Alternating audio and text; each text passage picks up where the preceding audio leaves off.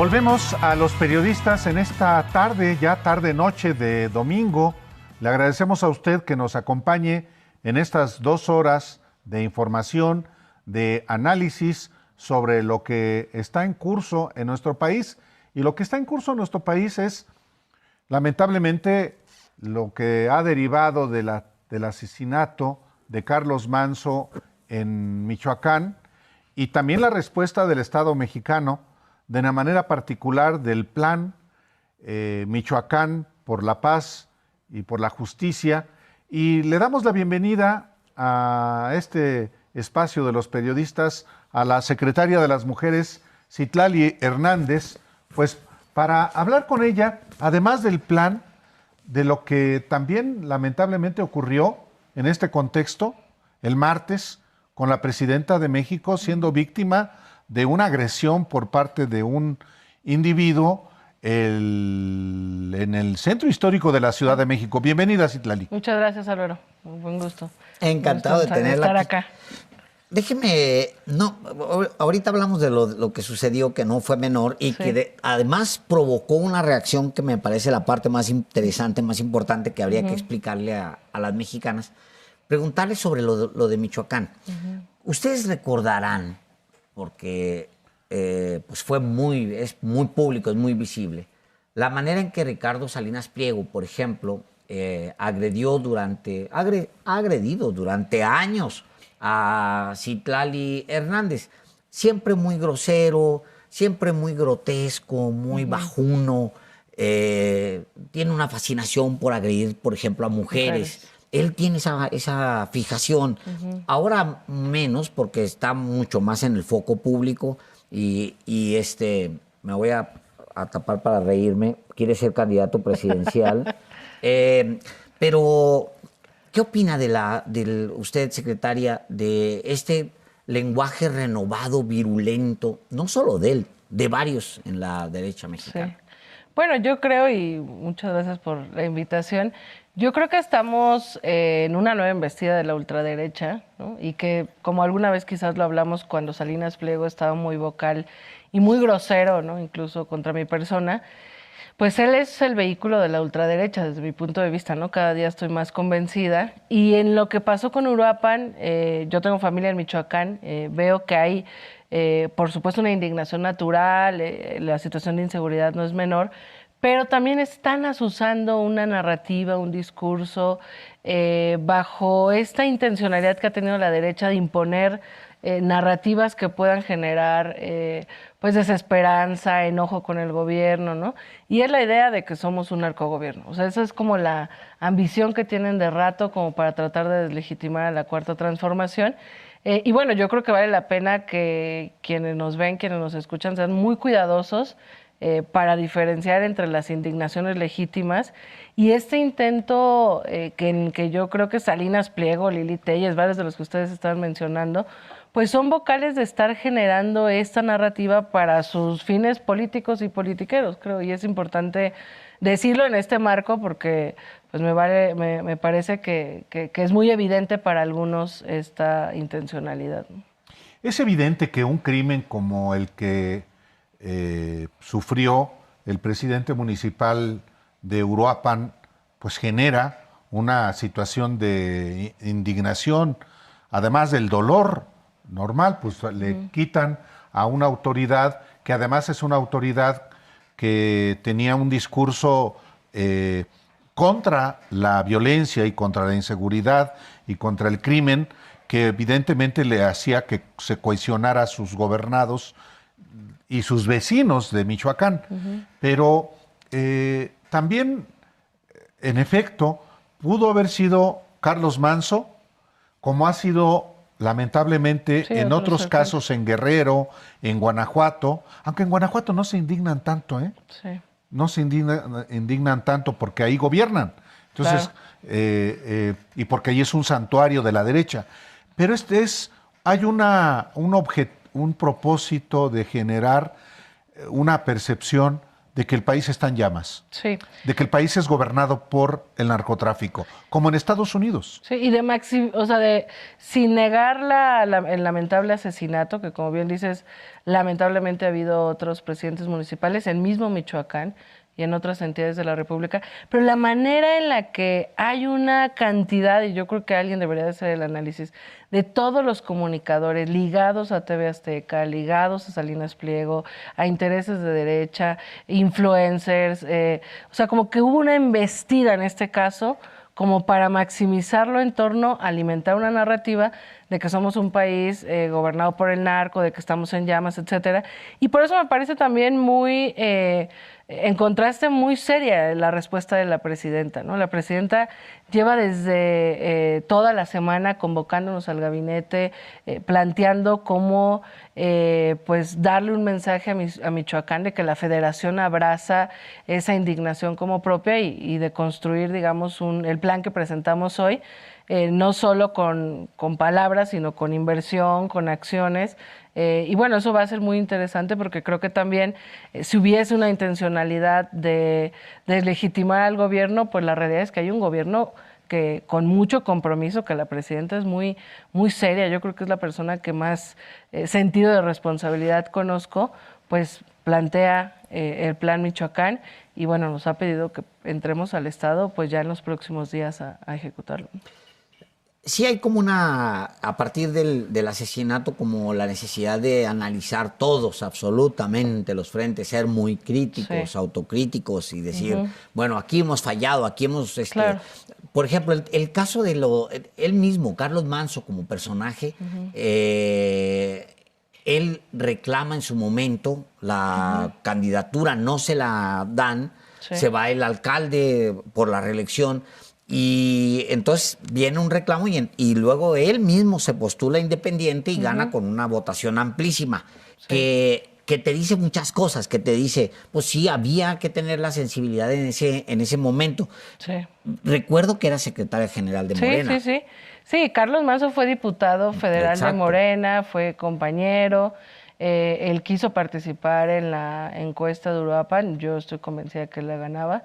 Sin embargo, bueno, recordar que la comisión de elecciones éramos varias personas y hubo una mayoría que decidió no encuestarlo, como ese y otros, digo ahora que ya puedo hablar más libremente ya que no soy secretaria general, creo que también hay que ser autocríticos con ese y otros errores, porque claro, se combina, y lo digo en este espacio crítico y de confianza, ahora sí que donde no nos escucha mucha gente, no soy muchísima, creo que Morena tiene que ser mucho más autocrítico, el movimiento en general, porque se combina estas narrativas de que todo va mal, incluso con la narrativa de que Morena ya se echó a perder, cosa que yo no comparto. Digamos, hay errores y hay contradicciones visibles y yo creo que hay que ser muy autocríticos en el hoy, en las decisiones que se tomaron también en los últimos años. Sin embargo, bueno, me parece que querer romper la esperanza de una mayoría del pueblo que ve resultados de gobierno del presidente López Obrador, del primer año de gobierno de la presidenta, y donde, perdónenme el simplismo, pero somos más los buenos dentro del movimiento, ¿no? Entonces creo que tienes mucha razón, habrá que ser muy autocríticos, muy críticos y discutirlo en voz alta, porque al final la intencionalidad de la derecha, que no lo logró en el sexenio de López Obrador, y que estoy segura que en este sexenio tampoco, pero ha sido ganar el sentido común, ganar la narrativa. Y nosotros hemos logrado mantener una mayoría gracias a la revolución de las conciencias, que ha sido una de las características del movimiento, ¿no? Pero por eso me parece que tenemos que seguirlo discutiendo y verlo en voz alta, sobre todo este fenómeno, en lo delicado y lo lamentable que es el asesinato sin duda del presidente municipal de Uruapan, pero todo lo que giró alrededor. O sea, quizás sea el primer asesinato de un alcalde que se vuelve una nota nacional coberturada de la manera en la que se coberturó y con todas las narrativas que han surgido alrededor, que sí, de que casi se mató a un presidente porque él quería ser gobernador y luego presidente. O sea, sí hay como cosas extrañas alrededor que con toda la sensibilidad lo digo, pero creo que vale la pena discutirlo, ¿no? No, bueno, por supuesto, no solamente porque la viuda, ahora presidenta municipal de Uruapan, ha convocado a un voto de castigo. Claro. ¿Contra quién? Pues contra Morena. Y eventualmente, no lo sé, si ella inclusive estaría en algún momento dado dispuesta a ser candidata independiente por el movimiento del sombrero. Pero... Y perdón, llama la atención, Álvaro, que la respuesta sea política electoral, que podría tener esa intención y madurarla en meses.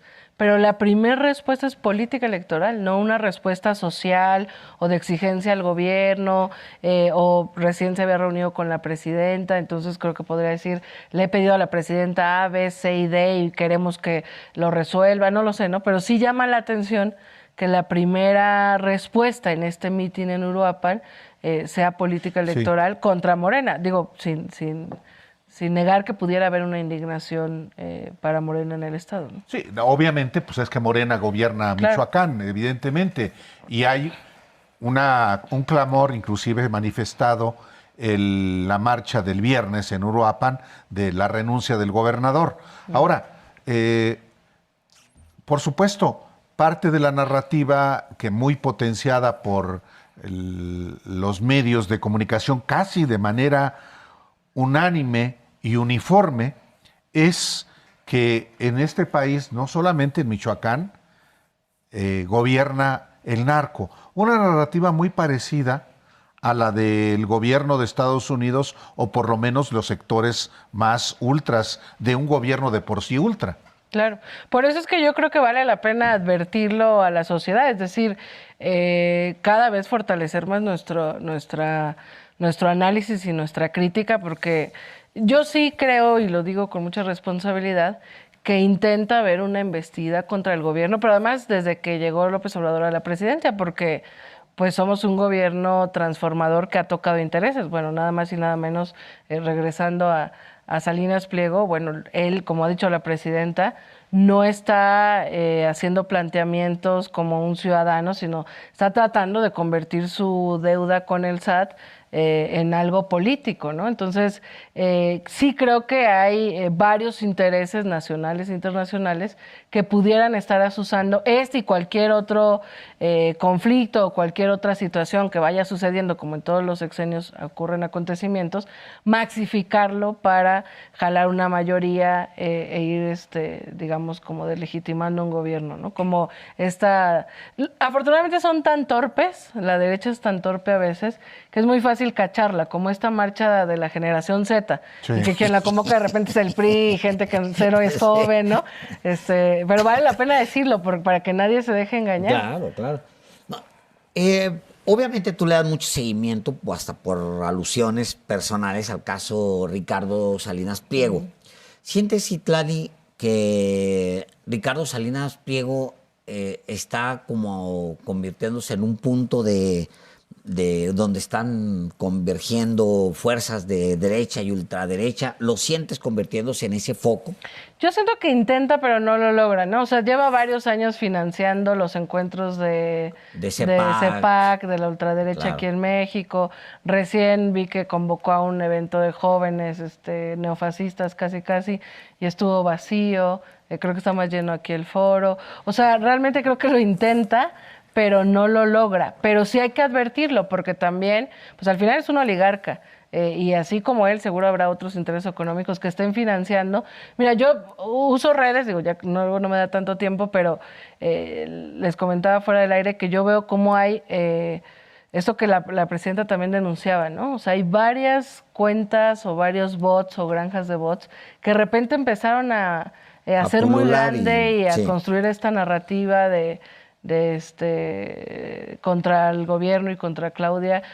En este caso, y si se acuerdan también ahora que mencionaba Álvaro, ahora que la presidenta recibió este acoso, que lo señalaron de montaje, ¿no? Entonces se ve que han invertido en muchos bots para volver a generar odio, para volver a generar narrativas, que yo espero que no les funcione, y creo que no les ha funcionado, pero vale la pena advertirlo.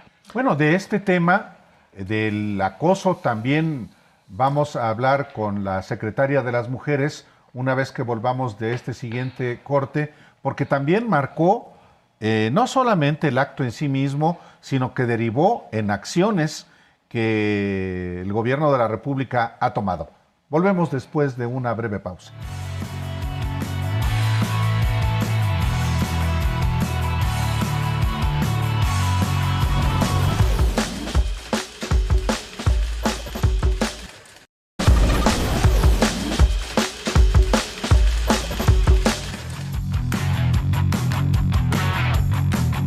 Volvemos a los periodistas. En esta tarde estamos platicando aquí en el estudio con la secretaria de las Mujeres, Citlali Hernández, para que le informe a usted, no solamente de este acontecimiento que padeció la presidenta de México, sino las propias políticas públicas que están en curso.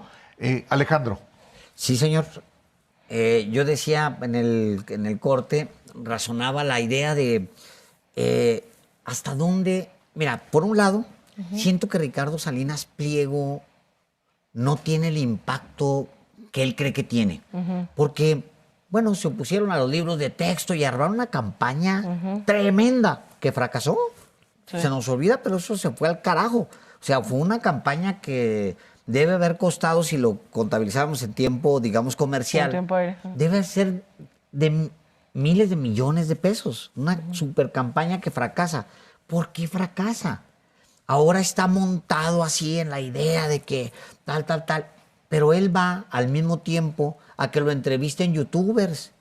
O sea, va con Ramón Alberto Garza, va con Adela Micha. O sea, y esos son realmente las entrevistas que se escuchan. Pues ya te la va a dar también a ti. Yo creo que sí, tendría que. No, yo se la pido formalmente. Ahí lo acabas. Sí, claro. No, ¿por qué no nos dan una entrevista? Claro, a nosotros. Ahora, miedo. Es mucha. Yo creo que tiene mucha autoestima de entrada, ¿no? Yo creo que es de estos personajes que como han sido dueños de cosas a través del dinero. Sí. A ver, su modelo de negocios fue no pagar impuestos, y hay que decirlo así, y bueno, desde su familia, ¿no? O sea, realmente no es como que sean el verdadero resultado del esfuerzo y demás. Y luego creo yo que el poder que ha sentido al ser dueño de un medio de comunicación, y yo lo vi en mi caso, cuando yo presenté la queja por discriminación y luego por violencia política, que eran cosas menores, planteó la desaparición de todas las leyes de discriminación, la CONAPRED. Por eso es que yo dije, ¿este tipo qué le pasa? Y luego ves que financia estos encuentros de la ultraderecha y demás. Entonces, creo yo, bueno, no lo creo que es evidente, está documentado por varias partes, pues que tenía control de algunos jueces y se sentía dueño y que es como un tipo que cree que puede pagar todo con dinero, ¿no? Entonces se ve que está en orquestando o construyendo una mayoría de voces para tratar de intentar este cometido de propaganda contra el gobierno. No le salió con los libros de texto, en la pandemia, perdónenme la expresión, pero fue miserable, creo ahora que intenta de nuevo, y yo insisto que habría que darle seguimiento de todas esas voces que salen de manera, pues pareciera muy coordinada, ¿no? Influencers, youtubers, bueno, hasta un periódico de Argentina se trajo, la derecha. Claro.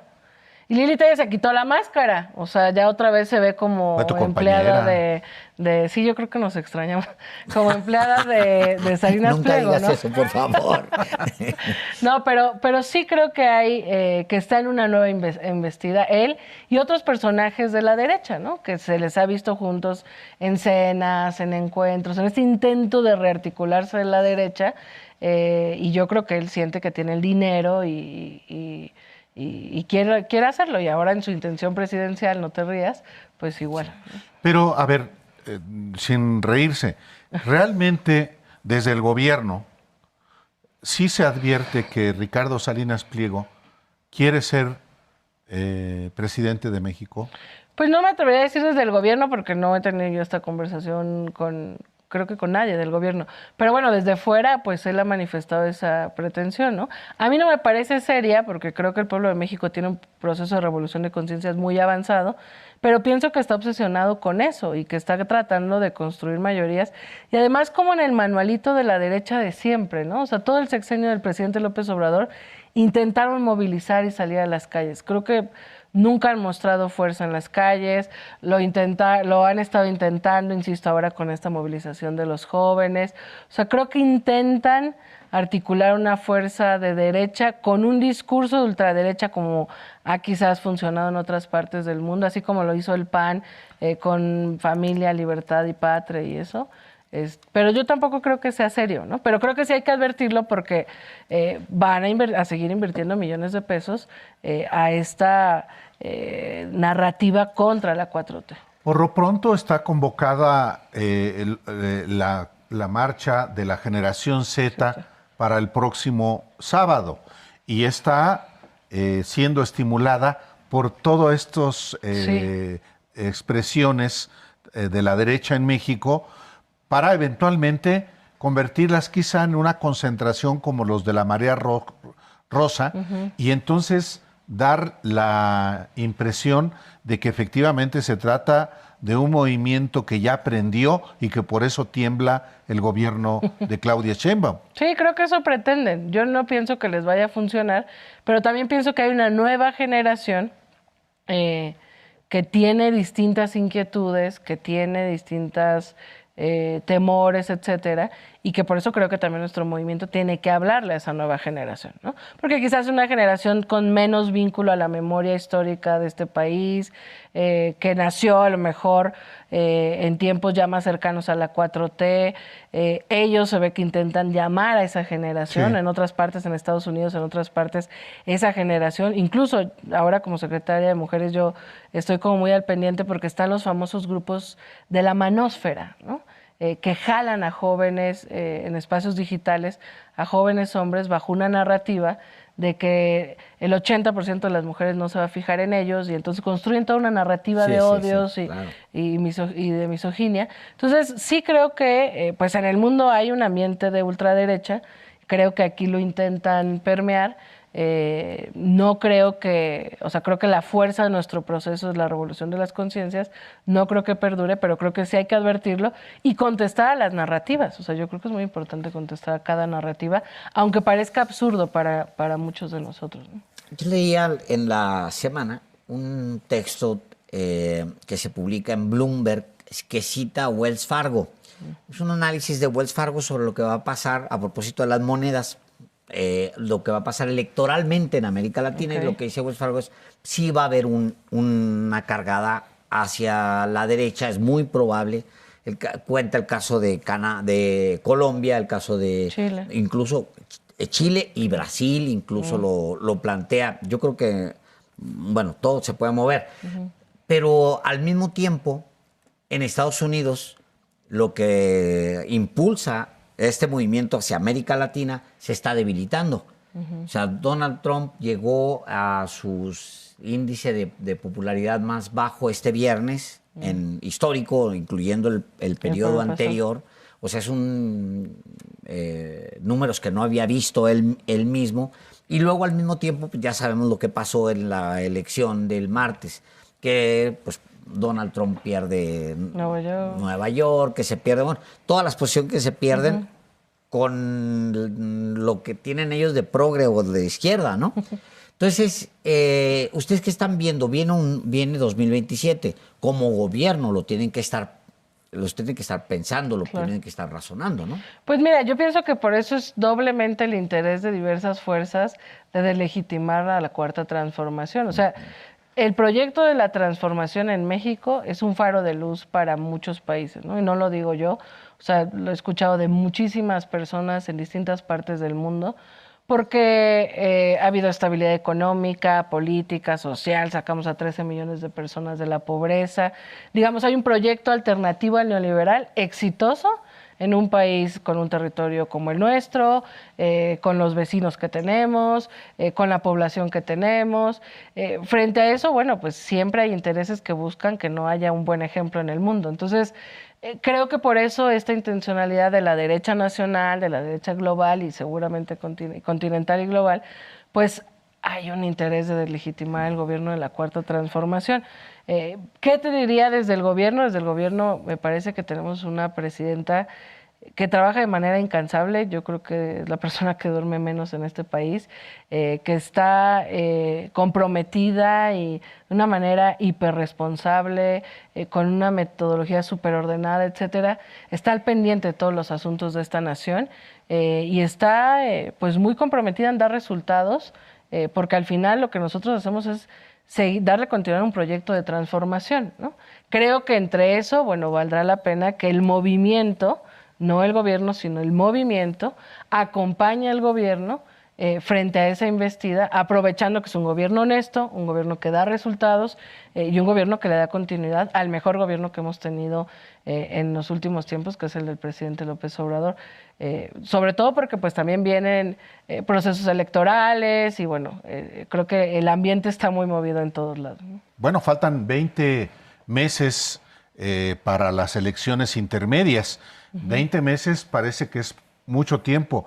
No, es un año y medio prácticamente y todo ya tiene que ver con eso.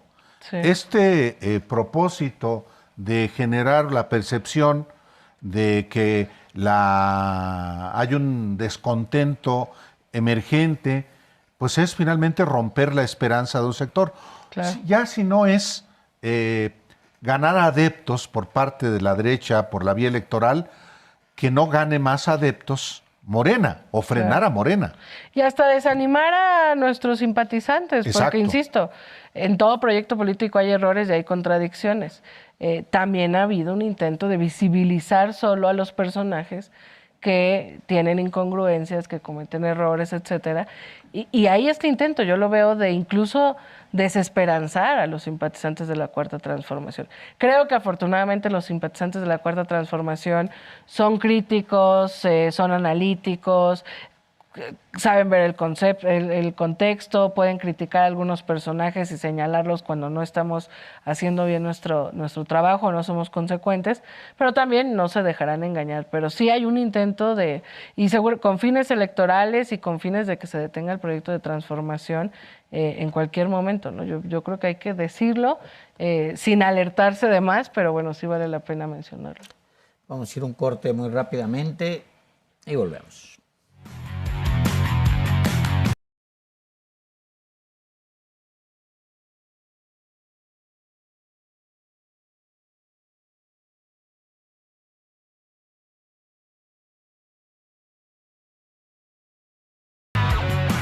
Volvemos a los periodistas y le pregunto directamente a la secretaria de las Mujeres, Citlali Hernández, ¿qué representa la agresión que sufrió la presidenta Claudia Sheinbaum el martes en un contexto también terrible después, a 3 días del asesinato de Carlos Manso, cuando se fue caminando a la Secretaría de Educación Pública saliendo de Palacio Nacional? Mira, como ella misma lo dijo, yo pienso que le ocurrió esto a la mujer más conocida del país, que es la presidenta. Pero esta realidad la hemos vivido muchas mujeres y la viven y la han vivido muchas mujeres en el espacio público, en el transporte público, ¿no? Entonces, por supuesto, creo que a hombres y mujeres nos indignó ver pues esta agresión, que en términos reales es un abuso sexual, es el tocamiento de una mujer, es un delito. Sí, sí. Creo que además de la indignación, del enojo, de cómo conectó con muchas mujeres que quizás hemos o han vivido lo mismo, también creo que puede provocar y ha provocado una reflexión en los hombres y en general en la sociedad, ¿no? Por eso es que la presidenta decide denunciar, porque como ella lo dijo, si esto me pasa a mí caminando por las calles del centro histórico, pues claro, le pasa a otras mujeres y tengo que dar el ejemplo de denunciar, porque muchas veces cuando te pasa eso, pues te quedas en shock y luego ni siquiera sabes que es un delito o que puedes denunciar o cómo, ¿no? Por eso es que días después presentamos un plan con lo que veníamos ya trabajando a lo largo de este año y con otras indicaciones que me dio ahí la presidenta, porque pues hubo una indignación, o sea, pues se vio en todo el país y en el mundo, incluso en muchos medios internacionales, ¿no? Hay una segunda agresión que también es igualmente muy preocupante, que es la agresión desde las redes sociales a la presidenta de México. Le utilizan el video, lo falsean también, crean otros videos que son horribles y pues el señalamiento de opositores de que se estaba utilizando o más bien se había creado esa situación para poder desviar la atención del tema de Manso. Es otra agresión, Citlali. Es otra agresión y fíjate que refleja, así como lo que vivió la presidenta, lo han vivido miles de mujeres. O sea, las respuestas de un sector, y otra vez es el mismo sector, pues perdón, pero lo tenemos que decir, de la derecha, de algunas voces del PRIAN, etcétera, refleja las respuestas que luego muchas mujeres viven cuando lo denuncian.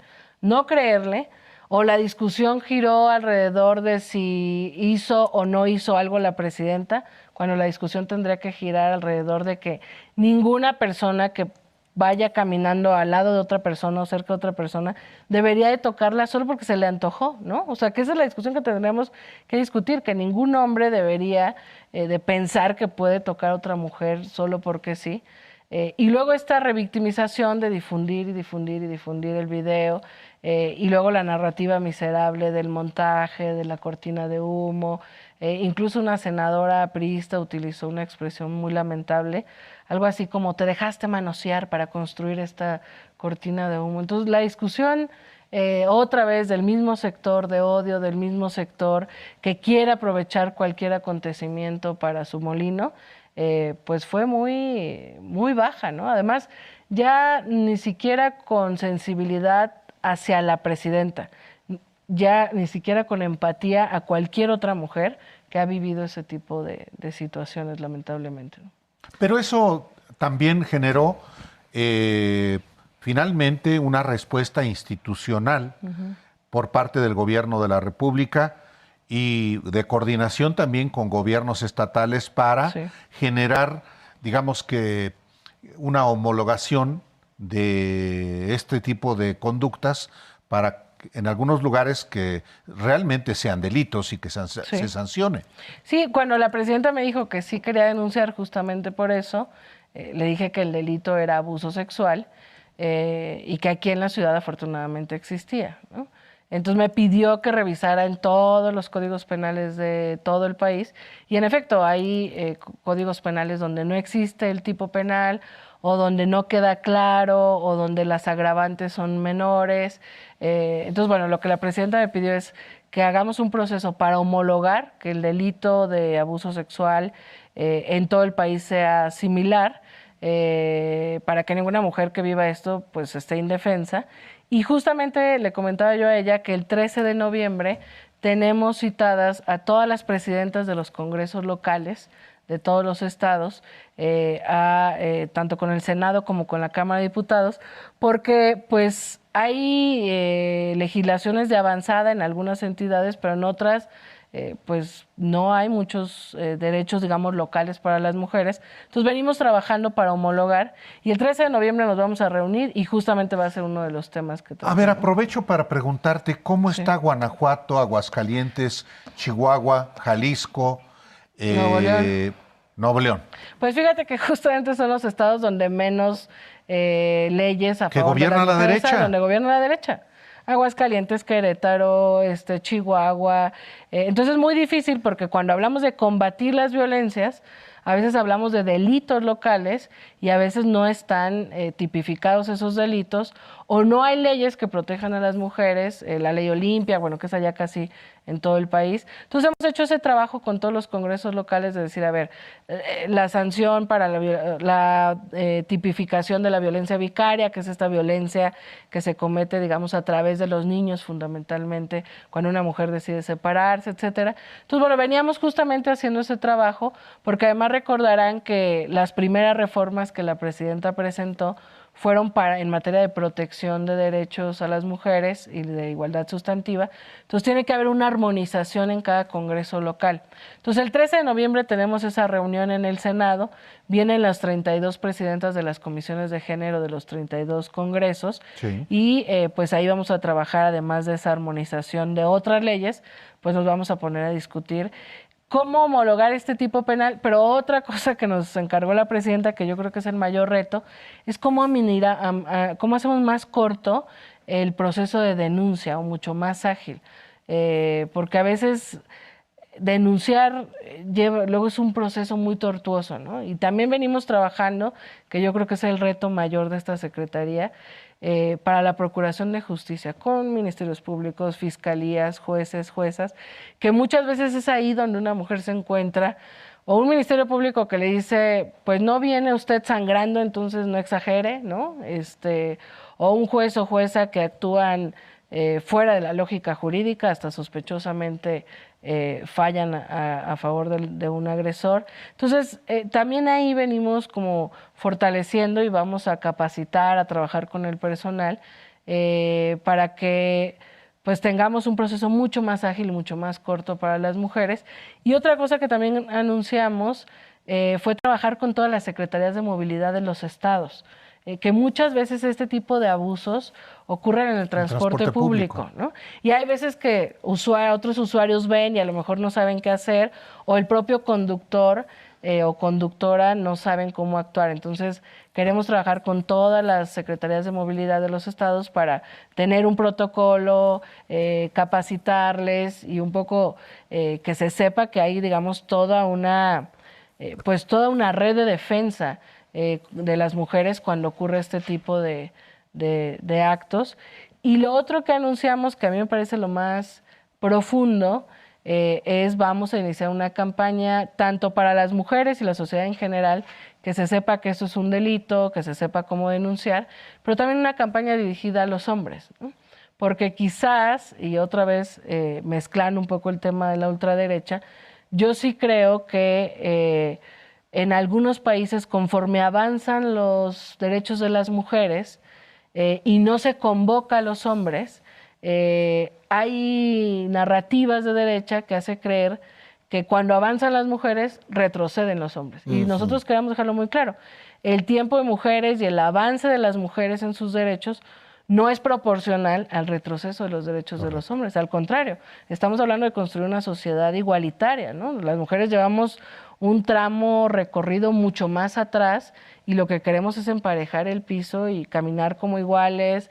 Yo le llamo así, creo que tenemos que construir una nueva relación entre hombres y mujeres, donde el respeto, la no violencia, la no dominación del otro sea lo que perdure. Y ahí creo que hay muchos hombres que se sentirán convocados, que son sensibles, y que hombres y mujeres tenemos conductas machistas pues que venimos arrastrando de la educación. Correcto, sí. Del paso del tiempo. Entonces, también las campañas de rumbo a un cambio cultural son muy importantes, porque, como tú dices, bueno, esto ha provocado una discusión social y hay que aprovechar esa discusión social para, de entrada, saber que si tú tocas a una mujer no solo es incorrecto, sino que además es un delito y es sancionado, ¿no? Entonces, bueno, es parte como del plan integral que presentamos. En el tema cultural es muy importante al mismo tiempo que pues hay música, por ejemplo, claro, que potencia, digamos, muchos machismos o que justifica ciertas actitudes de los hombres, etcétera. Es muy difícil meterse a eso. Sí. Pero en algún punto se tiene que al menos conversar, Citlali. Pues mira, yo pienso, a mí hay algo que me gusta mucho, que me dijo la presidenta cuando me invitó a ser secretaria de las mujeres, que está muy en código de la Cuarta Transformación. Ella me decía, el presidente López Obrador en todo el sexenio combatió el racismo y el clasismo, ¿no? Generó discusión alrededor de eso. Quizás nunca se había discutido tanto contra el clasismo y contra el racismo. Y empoderó al pueblo de México, cosa que yo creo que todos estamos aquí de acuerdo. Y me dice, yo quiero continuar con eso, pero además combatir el machismo y empoderar a las mujeres. Entonces me parece que esto que logró el presidente, desde su voz, desde su fuerza, desde el trabajo de gobierno, de discutir por qué dejar de ser racistas, por qué dejar de ser clasistas, yo es algo que abracé mucho desde que me lo dijo la presidenta. Creo que tenemos que discutir contra el machismo, y hacer que las mujeres nos sintamos más fuertes, porque a lo mejor algunos hombres creen que exageramos, pero esta manera tan inequitativa en la que hemos vivido en sociedad, pues a veces nos hace sentir menos. Entonces queremos fortalecer a las mujeres, ¿no? Citlali Hernández, muchas gracias. Al contrario, muchas gracias. Volvemos.